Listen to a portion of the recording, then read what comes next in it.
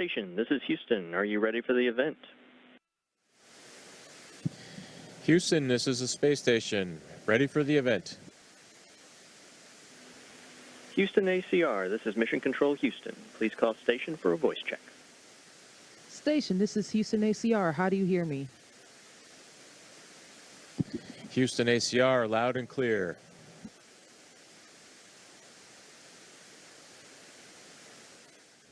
Welcome, Girl Scouts. I'm Sylvia Acevedo. Today we have the great opportunity to ask astronaut Chris Cassidy questions. Chris is up at the space station. You know, I love space and science thanks to Girl Scouts. And because of that, I became a rocket scientist and I worked at NASA's Jet Propulsion Labs on a couple of missions. We now have many space science patches and badges for girls in Girl Scouts. So I hope you're taking advantage of them. That'll be your path to the stars. Now, let's go to our first question. Hi, my name is Izzy. I live in Austin, Texas. My question for the astronaut is how many countries contributed to the construction of the ISS?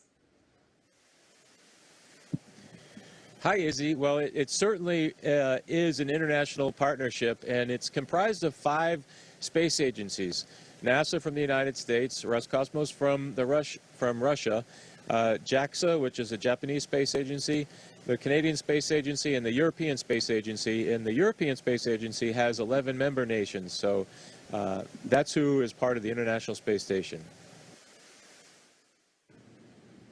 Hi, my name is Lila, and I am from California. My question is, how many people could be at the space station at once?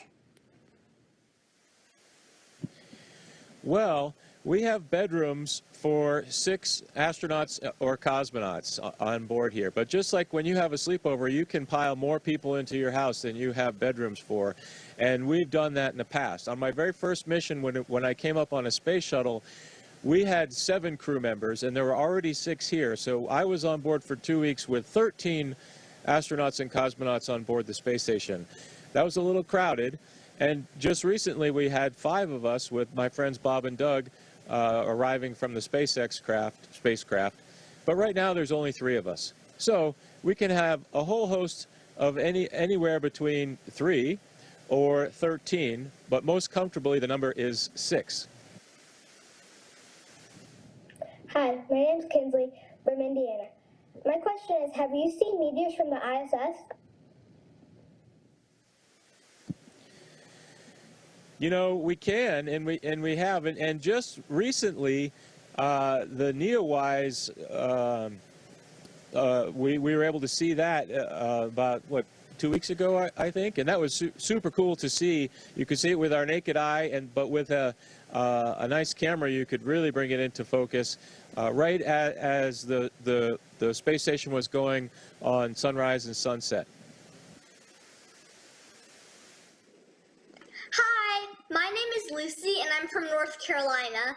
My question is, what's your favorite piece of research that you've done on the space station? Thanks. Oh, thanks for that question, because that is our primary job up here, is to help contribute to the scientific effort and push the research. And there's lots of cool ones. Our bodies are a part of a lot of the studies. We have to give blood and urine and other types of bodily samples for different types of studies. But one that is very hands-on that I did just last week was trying to identify microbial growth on board the space station. We don't want that. And in the past, we've had to take samples and send it to the ground and have it analyzed, and months later, we'd find out the answer.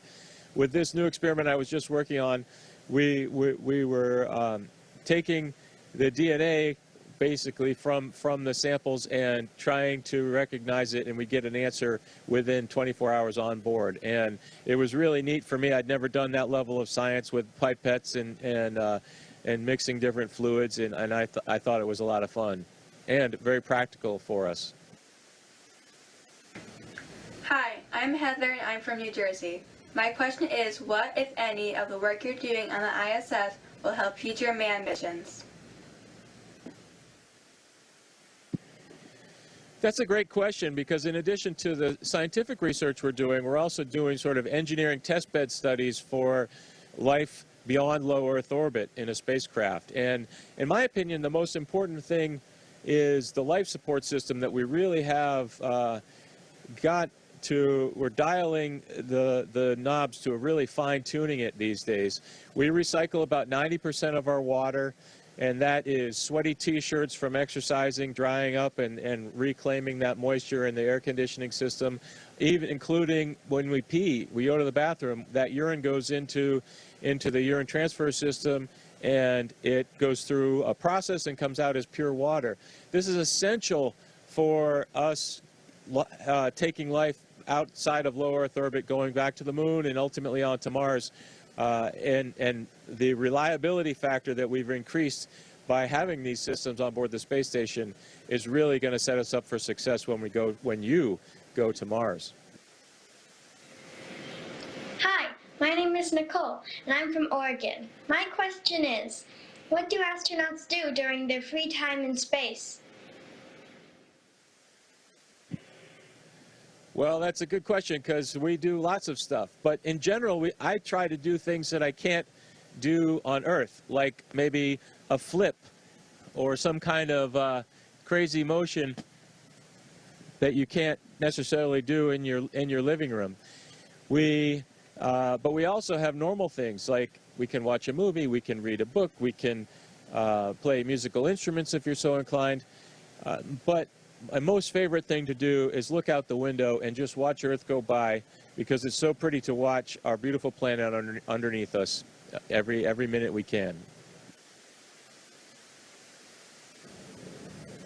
Hi, my name is Camilla, and I'm from Texas, and my question is, how do astronauts exercise in space? Oh, that's a good question, Camilla. We have several different ways to do that. We have a treadmill, a bicycle, and a weight machine. And the most common question is, a weight machine? That's crazy. You're in weightlessness. How do you have a weight machine? Well, we have this, it's a cylinder, a metal cylinder with a piston rod inside, and we can crank this piston up and down inside the cylinder to squish the air or release the air a little bit, and that gives us different levels of resistance, and that piston is hooked up to a bar, and we can use that bar to do different types of exercises depending on how we set it up. The treadmill is just like a normal treadmill. However, we need to stay fixed to the floor, and we do that with wearing a harness, and we take bungee cords and go from our hips to the floor of the treadmill, and that's what keeps us there. And the bicycle is the same as you would imagine, except there's no seat and there's no handlebars. We just clip our feet into pedals and crank away. And those are our primary means of staying fit up here, but more importantly, keeping our bones healthy. Exercise is the #1 thing we can do to keep our bones nice and strong while we're here for 6 months. Hi, my name is Madison, and I'm from Texas. My question is, how do astronauts eat food in space? Oh, Madison, that's a question right up my alley, because I like to eat a lot, and I have some samples here. This is what I'm going to eat later on today. This is mango salad that I just added water to. Doesn't look too appetizing, but let me tell you, it's pretty tasty. And we have a different type of packaging. This is already no water needed. We just can warm it up. We have a little food warmer, and this happens to be tomato basil soup, which is another one of my favorite things to eat up here. And for drinking water or fluids, this is tea. We have this little straw that goes into our beverages, just like a Capri Sun, and we can squeeze out a little bit.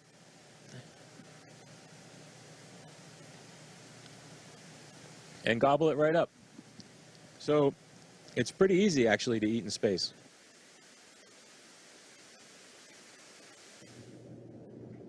Hi, my name is Jamie, and I live in New Jersey. My question is, while I do not want to be an astronaut, I'm very interested in working for NASA or SpaceX in a scientific capacity. What area of study would you advise a future college student to pursue in order to increase her chances of having the opportunity to work at one of these organizations? Well, that's a great question, and I'm super excited to hear your enthusiasm for that line of work. I will tell you that aerospace companies, just like NASA, have opportunities in many different fields. So your choices is not just limited to one thing. I will tell you, though, very specifically, if you're looking to contribute in a technical fashion, I would suggest some type of engineering or physics, math type of major. I'm a little biased towards that. I have an engineering way of thinking, and it's been very difficult for me to learn the Russian language, for example, that I have to speak with my cosmonaut crewmates. So that part of my brain doesn't work as well as the engineering side of it. But I think that if you pursue engineering as a course of study, you'll have opportunities that are endless throughout the course of your professional life, whether it be an aerospace company or if you choose to venture off into business. The critical thinking and problem-solving aspect of your core studies will be beneficial throughout your professional life. Hi, my name is Zoe. I'm from Illinois, and my question is, who was your biggest role model growing up?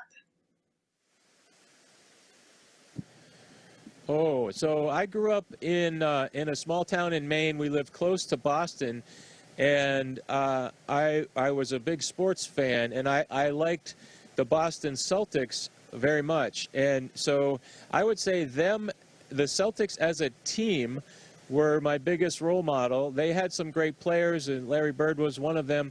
But I really enjoyed, even as a young person, I understood the value of working together as a team to accomplish, whether it's a sports victory or a mission objective in space, or a goal in a business sense, or with your family. Working together, hearing each other, taking input, learning from each other, contributing what your role is I think that a thing that I got the most out of watching the Boston Celtics when I was a really little guy. Hi, my name is Ellie from Texas, and my question is, what's your favorite planet besides Earth? Oh, you had to throw there the besides Earth in there, because Earth is my favorite planet, no question. But I think my second one would have to be Mars, because I'm very fascinated with our agency, NASA's goal to get there. And I think it's very exciting that I could be working with somebody right now, one of our younger astronauts that might walk on Mars. And if not one of them, could be one of you guys that I'm talking to. And to see those pictures come back from the rovers that we have, and we have a new rover on its way that is even more advanced, though that's very exciting. And I think that it's something that all of us in the space business, it's sort of an international community, we're all anxious to see the missions progress towards Mars. Hi, my name's Autumn. I'm from Wisconsin, and my question is, I want to know what's like floating in space. Thank you.